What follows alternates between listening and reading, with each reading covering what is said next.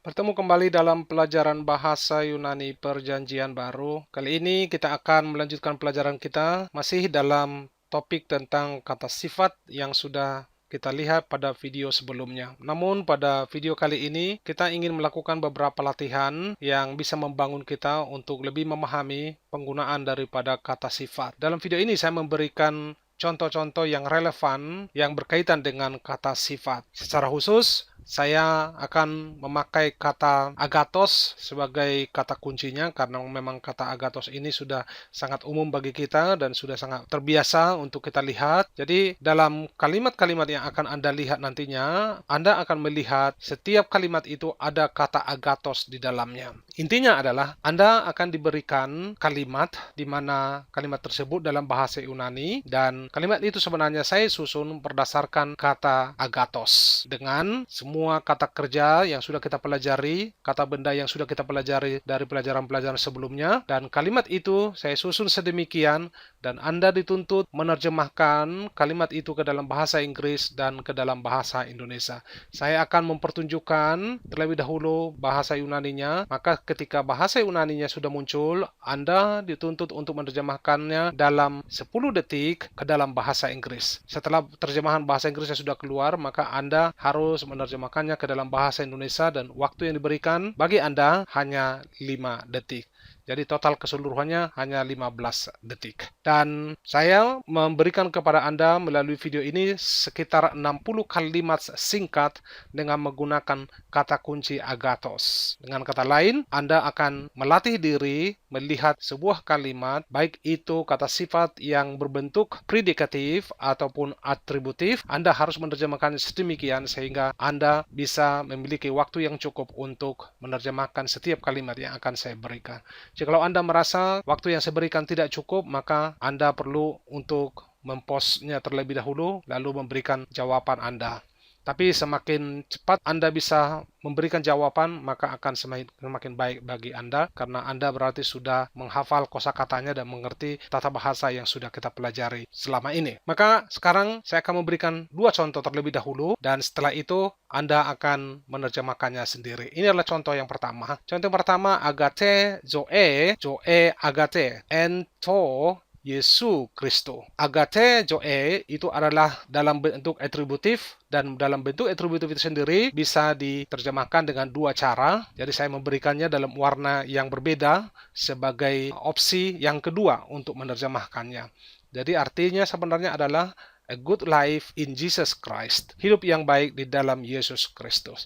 Nah, contoh yang kedua yang bisa Anda lihat adalah agathos he zoe. Kemudian he zoe agathos. Tentu kalimat ini Anda sudah tahu bahwa ini bentuknya adalah predikatif karena agathos tidak memiliki kata sandang tertentu atau artikel. Maka diterjemahkan the life is good atau dalam bahasa Indonesia hidup itu baik. Nah, ini cukup menjadi pengantar buat Anda. Jadi kalau Anda melihat dalam sebuah kalimat itu ada warna yang berbeda, itu berarti di kalimat yang sebelumnya atau frasa yang sebelumnya itu penggantinya ada di dalam kurung, karena memang yang di dalam kurung itu adalah cara penulisan yang kedua.